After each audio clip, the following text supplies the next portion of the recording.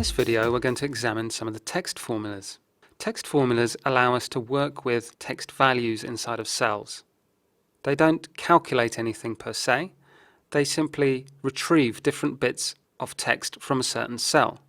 The best way to understand this is to just get stuck in with one of these formulas. Let's start off first of all with the left formula. The left formula is going to find us text characters from the left side of the cell. To get started, I type my equals, then the word left, open my brackets, and now I'm ready to enter my parameters. The first parameter is the text, and by that we mean the text that we're going to examine to find information within it. To do that, I could type a text value, make sure I put it inside quotes, or I can use a cell reference to a cell that has text in it. In this case, I'm going to keep using apple, which is stored in column D. So with my formula open, I just click on the word apple, enter my comma to tell Excel to move on to the next parameter, and now I can enter my number of characters. The number of characters will be how many characters from the left of the cell I want to see.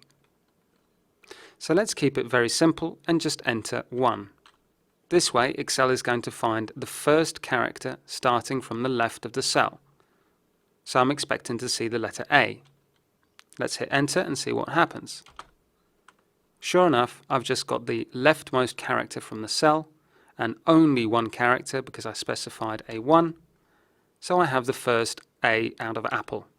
The right formula works in exactly the same way, but it starts looking at the text from the right-hand side and then moves leftward. Let's see that in action. I type my equals, write the word right, open my brackets to start entering parameters.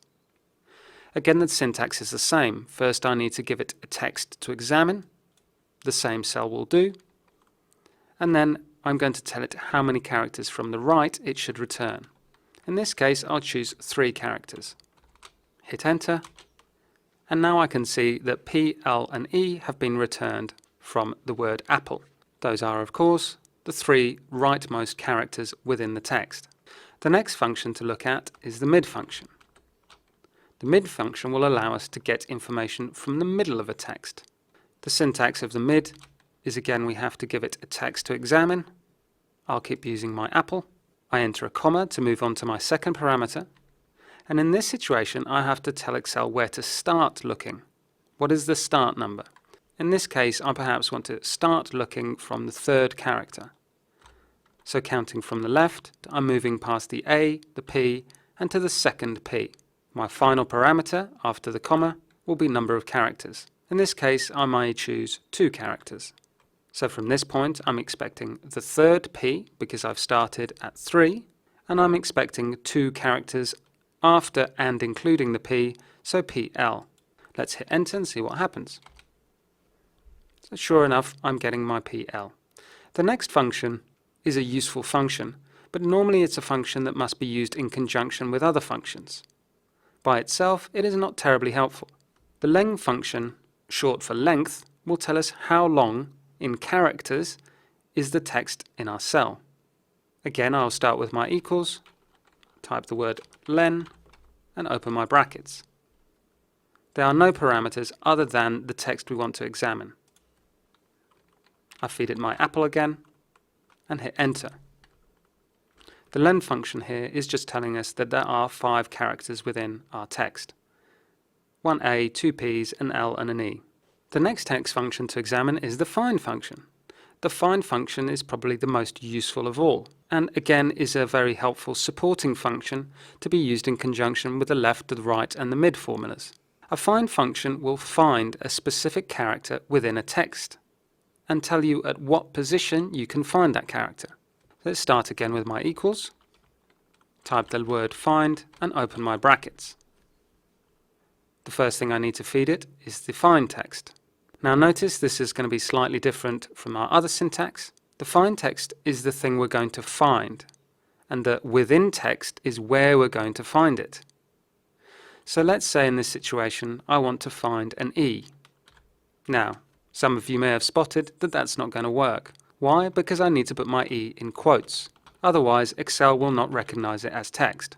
So I'm going to find the letter E within my apple cell And now I need to tell Excel where to start looking. Ordinarily, this would be from the first character. If I leave this blank, Excel will automatically assume that I want to start looking from the first cell. So let's just hit enter and see what happens. Excel is now telling me that I can find the letter E in position 5 within Apple. And sure enough, A-P-P-L-E, E is number 5. Now this demonstration gets us through the basics of understanding these functions. But let's put it into a real-world example now and see how these functions are actually useful. Here I have a list of information relating to some of my employees. I have text information in the various different columns, but I may want to extract certain particular words, letters or numbers from this text. Let's say, for example, I want my employee's initial. To get the initial, especially given that I don't have a first name column, I'm going to need to extract that first name initial from the email address. So let's start building my left function. Type an equals, right left, and open my bracket. From here I need to tell it the text to examine, which is going to be the email address, and then I need to tell it how many characters to return. In this case I just need one character for that first initial. Close my brackets and hit enter. Sure enough, I have the N from Nancy. Let's fill down to see if this is consistent. I have the A from Andrew, the J from Jan, the M from Mariah, etc. Another thing I might want to do is extract the phone number for a particular employee. Here I have the entire phone number, including area code, but I might just be interested in the local phone number. To get that, I might use my right formula. I start with the equals, type right, open my brackets, and first of all I need to tell Excel where to look. I point to the business phone number. What I'm going to tell Excel to do now is to find 8 characters from the right. That is because the part of the phone number that I'm interested in is the last 8 characters, i.e. starting from the right hand side of the cell. So I type a comma to move to my second parameter, and then I type the number 8. I close my function and hit enter. Excel has very kindly auto-filled the formula down for me. And I can see that I've trimmed off the area code from the front of my number. Another thing I may want to do, now that I've got the local number, is find the area code. Just split out the area code so that it's separate. At the moment I only have one area code, but as my list of employees grows, I may want to look at all the individual different area codes. Now, for this situation, I could use a left, but if I used the left, I would have to include that first leading bracket, whereas I may just want to have a numerical area code without any brackets or spaces. So for that, I'm going to use the mid. I start with my equals, type mid. I'm going to tell it to look at the phone number again. I'm going to tell it to start at the second character. That will mean it will start after the leading bracket. And then I want it to return 3 characters. In this case, the 1, the 2, and the 3. I can close my function and hit enter. Sure enough, I now have all my different area codes. One possible application for the Len formula, although as mentioned it's best used as a supporting function for other formulas, is to calculate whether or not there is text in a cell and how much text in a cell. In my data here I have a notes column. In some cases I have notes, in others I don't. So the Len function will give me a quick analysis of whether or not I have information in the notes column. To start with, I'll type my equals, type the function len, and open my brackets. Again, I only have one parameter, I just need to point at the notes field. Close my bracket and hit enter. Here I can see some of my rows don't have any notes field, and others do. And I can also get an idea about how much text is entered into that notes field. As mentioned before, the find formula is very useful, but is most useful in a supporting role to other functions. So let's look first at an example of trying to use the left function, but using the left function without the support of the find function. In this column I'm going to attempt to complete the first name of a given employee. So to do that, I can again use the leftmost side of my email address. Let's start typing my formula. I type left, open my bracket, point it to the text I want to examine, type a comma to go to my next parameter. and then stipulate the number of characters. In the case of Nancy, I can see that there's 5 characters in her first name, so I'll type a 5 and close my bracket and hit enter.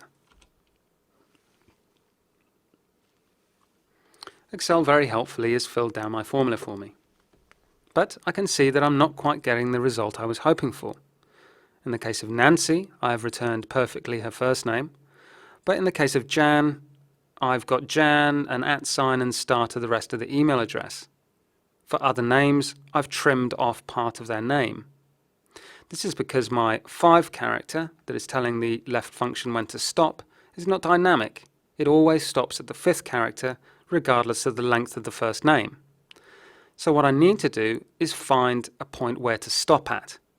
To do that, I'm going to use the find function. First I start off with an equals, type find, open bracket, and now I need to tell Excel what to find. Well, how do I know that I've reached the end of the first name? It will be whenever the @ appears. That will be the beginning of the website domain or the rest of the email. So again, in speech marks, so that Excel knows I'm using text, I'll type the @, close my quotes, and now I can tell Excel where to look for the @. In this case, it's going to be within the email address. From here, I can type another column and specify my last parameter. Again, I'm happy for Excel to assume that it's starting from the beginning of the email address or the beginning of the cell. I can just omit that last parameter and close my brackets. Now I have a helper column. This column does nothing other than tell me where to find the @. In the case of Nancy, it's telling me that the @ is found at the 6th character. So now I can go back to my left formula and make a correction. Instead of ending my left formula at the 5th character, I need to end at the @, but actually one before the @. So I'll take away 1 to tell Excel to stop looking from the left 1 character before the @. I can now hit enter and see my updated function.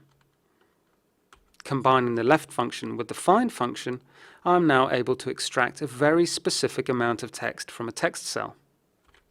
Again, I can use the find plus mid function to extract a different part of a text cell. I may, for example, want to extract the domain name from my email address. For my final example, we're going to look at combining the mid function with the find function. And in this case, I'm going to use the find and mid to find the domain within the email address. As I can see from my email addresses, some of them have a northwindtraders.com address, some of them have an nwtraders address. And for whatever reason, I may want to distinguish between these two types of domains. Let's return to my column and look for the domain. I can start with my mid function. And in this situation, I'm going to again be looking within the email column. I type a comma to move on to my second parameter, and now I need to give it the starting position. Now, from my previous example, I've already worked out where I need to start. I need to start immediately after the @. So I can tell Excel that the start number should be the helper column with the find in it. And similar to my example with the left, I actually need to tell Excel to return me the character after the @. So I'm going to add a +1. The final thing I want to return is the number of characters after the @ +1. Now, depending on the length of the domain, the number of characters that I need to return is different. So how do I deal with this? Well, the best way is to put in a number that is far greater than the maximum you ever expect. So for example, here I can tell Excel to return 100 characters. If there is not 100 characters after my midpoint, Excel will just stop returning characters. I'm basically telling Excel to return all the characters it can possibly find. From here, I can close my brackets, hit enter, and view the result of my formula.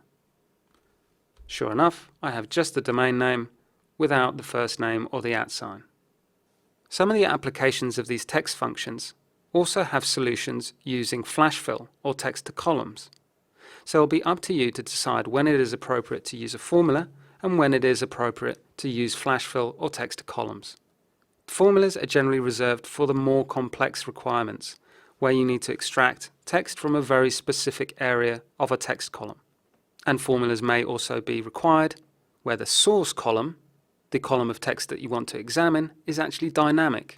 Therefore, you need this operation to work whenever you add new data, rather than having to run through the procedure of using text columns every time you get new data. Formulas can be used in template format and will simply work over and over as long as you feed it data in the same structure.